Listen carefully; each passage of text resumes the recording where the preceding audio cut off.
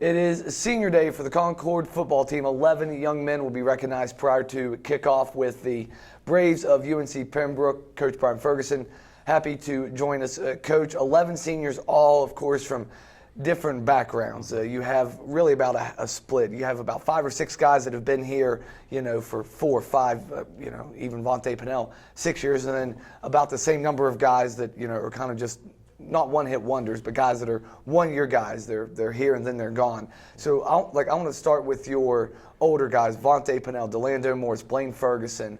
Those guys have been kind of the heartbeat of this program. What do they mean to you? The 4 guys, Blaine, Vontae, Delando, Jordan Bentley. They've been here. They're full 4 years. Blaine's been here 5 years, counting that COVID year. Vontae 6 years, counting that COVID year. So those guys are very, very special to me. They've gone through the ups and downs of Concord football, right? They went through that COVID season where we only got to play 1 year. Then we go into 21, and we had a down season in 21, and then we just kind of hit things rolling in 22. And so those players got to feel the excitement of winning football games. And then we fell on some hard times again in 23 and 24. And those kids are special. Those kids have shown up every single day. They've been professional about what they do. They come in, they practice as hard as they can on practice day. They leave it out there on the game field. They give their all on the game field. And all of them do what they're supposed to do in the classroom, too. Blaine's a master's student. Vontae's a master's student. Jordan Bentley's a 4.0 student. They're all great students in the classroom, too. So I'm excited to see how they progress throughout their future and throughout their lives. All right, handful of guys: Jamari Smith, Josh Hutley. They've been here 2 years. Quan Mickens, J.Q. Brown. They have contributed in a multitude of ways as just one-year guys. Yep. So how about those guys? How have they improved this program? Oh, JQ's done a great job at running back, and he actually has 1 year of eligibility left. Whether or not he's going to use that, hopefully he does. Josh Hutley, obviously we all watch him punt the ball on Saturdays, and hopefully he'll have an opportunity to play pro football somewhere, whether it's in Canada or the NFL or the XFL. Josh is just a great team player. Jamari's another kid that does everything the right way. Was an all-conference player for us last year, and he just does a great job and does what he's supposed to do on the football field and in the classroom. He's just a great person. And, the thing that I'm going to miss about these guys, these 11 seniors, is not what they're doing on the football field, but who they are as people.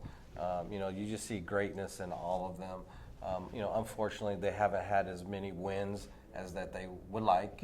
But I think they're going to see as they go forth in their life that there's a lot of wins that they've had at Concord football. All right, I want to spend some time on specifically Quan Mickens. He's become a little bit of a leader back there on that back end. Him and Kendall Bourne's kind of patrolling.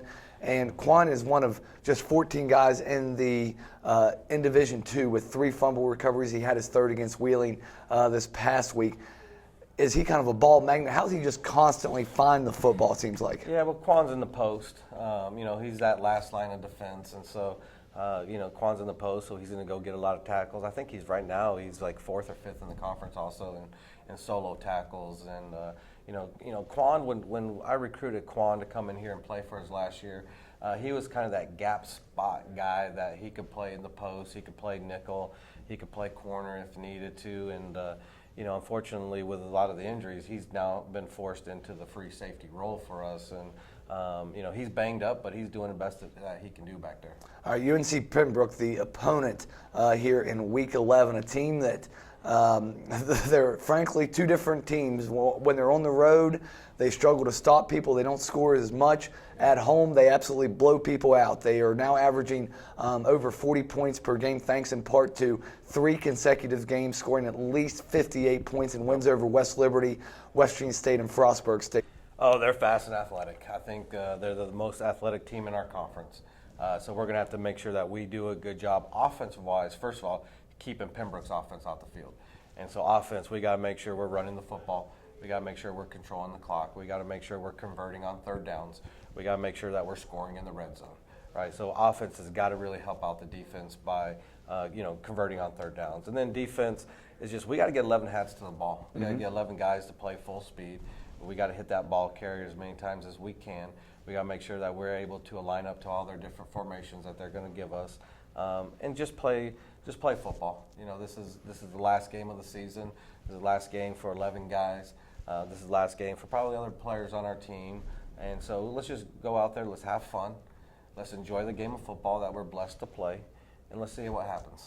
Last thing for you, the quarterback Callaghan Johnson, a true gunslinger mentality. He has 31 touchdowns passing, which far and away leads the conference. Yep. But he's prone to some turnovers, 17 interceptions, which I think is also near the top of the conference. So how can your defense be opportunistic against Johnson? Yeah, look, we got to just hit him as many times as we can. And Colin is a great quarterback. And actually, Colin was a linebacker that they moved back to quarterback 2 years ago, and he's doing a great job at quarterback for him.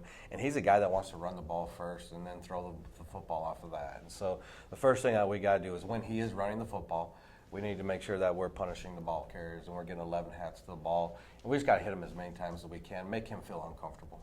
Concord and UNC Pembroke, 2 of the last 3 times these sides have met. It's really come down to the last play of the game. We'll see what excitement we have in store. Head coach Brian Ferguson, Wes McKinney, Jason Reed, and Steve Cox have the call after this.